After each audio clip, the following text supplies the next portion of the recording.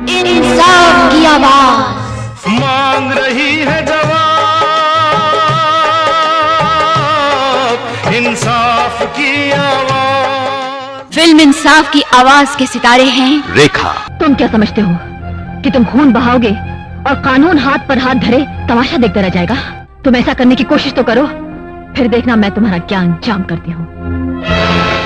Raj Babbar. Kader Khan. Power मिल जाने के बाद जबान से तमीज की लगाम नहीं छूटनी चाहिए इंस्पेक्टर साहिबा। मुझे खबर मिली है कि तुमने कैलाशनाथ के बेटे और मेरे भाई को गिरफ्तार किया है। अगर तुमने फौरन उन्हें रिहा नहीं किया तो क्या कर लोगे? खून की नदियां बहा दूंगा। Anil Kapoor. Your honour, I am advocate Ravi Kumar.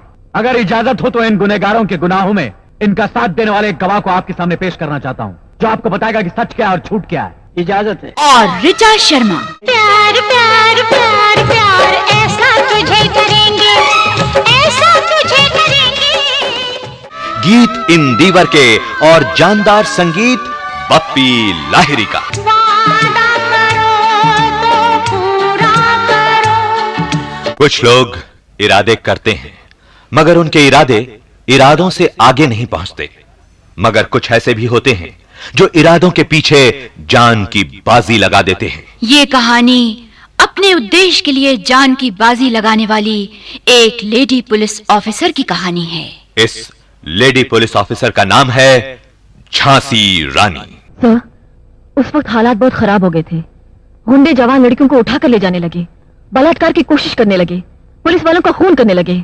अगर उन हालात में मैं अपनी सुपीरियर्स की इजाजत का इंतजार करती तो हालात काबू से बिल्कुल बाहर हो जाते। पुलिस ऑफिसर झांसी रानी का पति शेखर एक मजदूर नेता है।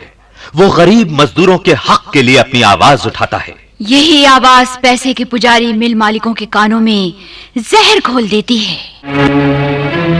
और इसीलिए मिल मालिक कैलाशनाथ और शंभुनाथ इस आवाज को हमेशा हमेशा के लिए खामोश कर देने की साजिश करते रहते हैं। पेशेवर राजनीतिक चौरंगी लाल दो मुखिया की मदद से मजदूर नेता शेखर के ही एक दोस्त सन्यासी राजा को गद्दारी के लिए तैयार कर लिया जाता है। अन्याय यूं ही जो होता रहा, हमें खून के आंसू रुलाएगा। अपने पति की मौत की खबर पाकर पुलिस ऑफिसर झांसी रानी का दिल बिलख उठा। मगर तब वो ड्यूटी पर थी। पति की अर्थी उठी तब पुलिस ऑफिसर झांसी रानी का दिल रो रहा था, मगर आंखें सूखी थीं और दिमाग चौकसी से देख रहा था कि मजदूर नेता के जनाजे के वक्त कहीं कोई गड़बड़ ना हो जाए। झांसी रानी के अलावा एक और अहम किरदार इस कहानी में है। वो है झांसी रानी का भाई रवि। रवि ही वो शख्स है जिसने महसूस किया कि उसके जीजा शेखर की मौत के सारे रहस्य एक खास दिशा की तरफ इशारा कर रहे हैं। और ये वो दिशा है जहां से मिल मालिक कैलाशनाथ और पेशेवर राजनीतिज्ञ चौरंगी लाल दो मुखिया के काले कारनामों की सरहद शुरू होती है। रवि एक जांबाज नौजवान है। वो शहर में वकालत पढ़ रहा है और वहीं उसे प्रेम का पाठ पढ़ा रही है हसीन रेणु। मेरा सपना तेरी आंखें, प्यार प्यार प्यार प्यार ऐसा तुझे करेंगे।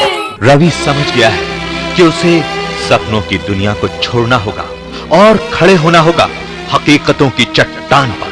अपने जीजा शेखर की मौत का बदला लिए बगैर ना उसका जमीर चुप बैठ सकेगा, ना आत्मा शांति पा सकेगी। दूसरी तरफ है पुलिस ऑफिसर झांसी रानी।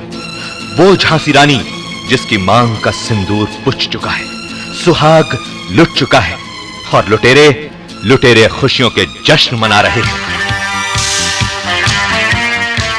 इतिहास गवाह है, झांसी की रानी ऐसे मौकों पर चुप नहीं बैठ सकती। वो इंतकाम का तांडव मचाकर साक्षात प्रलय बन सकती है। और पुलिस ऑफिसर झांसी रानी भी यही करेगी, क्योंकि झांसी की रानी आज तक जिस चीज के लिए लड़ी है वो है इंसाफ की आवाज। बी गोपाल के डायरेक्शन में निर्माता डी रामानायडू पेश करते हैं जुर्म और गुनाह के खिलाफ इंसाफ की आवाज, इंसाफ की आवाज, जिसे रेडियो कार्यक्रम के जरिए बुलंद कर रहे हैं ब्रिज मित्तल।